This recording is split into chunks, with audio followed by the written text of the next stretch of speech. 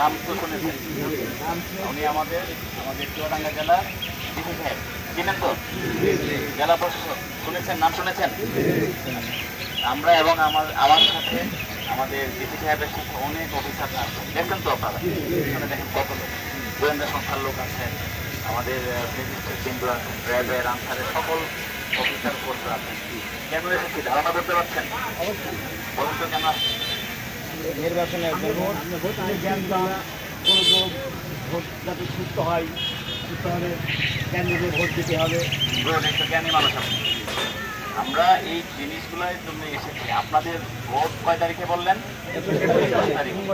আপনারা ভোট দিবেন তো? গিয়ে আপনাদের ভোট আপনারা দিবেন, আপনাদের পছন্দ মতো প্রার্থীকে ভোট দিবেন।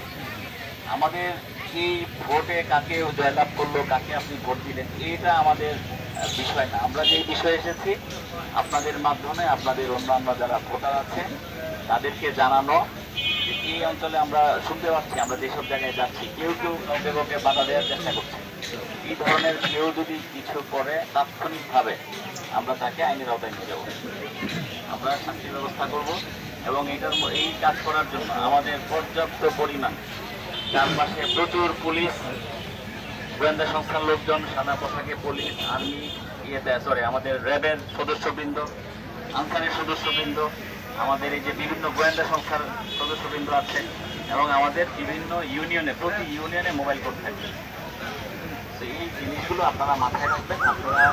আপনাদের মাধ্যমে এই নিউজগুলো, আমরা যে কথাগুলো বললাম, আপনাদের যারা প্রতিবেশী আছে, বন্ধু বান্ধব আছে বা ফ্যামিলি মেম্বার আছে, তাদেরকে জানিয়ে দেবেন। এই জায়গাটা বাছাই করার অন্যতম উদ্দেশ্য এটা।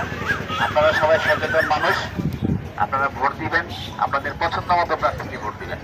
কিন্তু কেউ কাউকে যদি বাধা দেয়, আমাদের কাছে নিউজ গেলে আমরা কিন্তু তাৎক্ষণিকভাবে তাকে নির্বাচনী যে আচরণবিধি লঙ্ঘন করার যে অপরাধ আছে, দণ্ডবিধি আছে, এইভাবে আমরা তাকে আইন কথাটা ক্লিয়ার, বুঝতে পেরেছেন?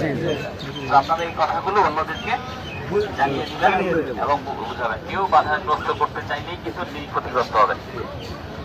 তো আমাকে শোনার জন্য ধন্যবাদ। আপনারা সবাই উৎসবমুখর পরিবেশে গিয়ে ভোট দিবেন, সুন্দর একটি নির্বাচন হবে, আমরা সেটা প্রত্যাশা করি।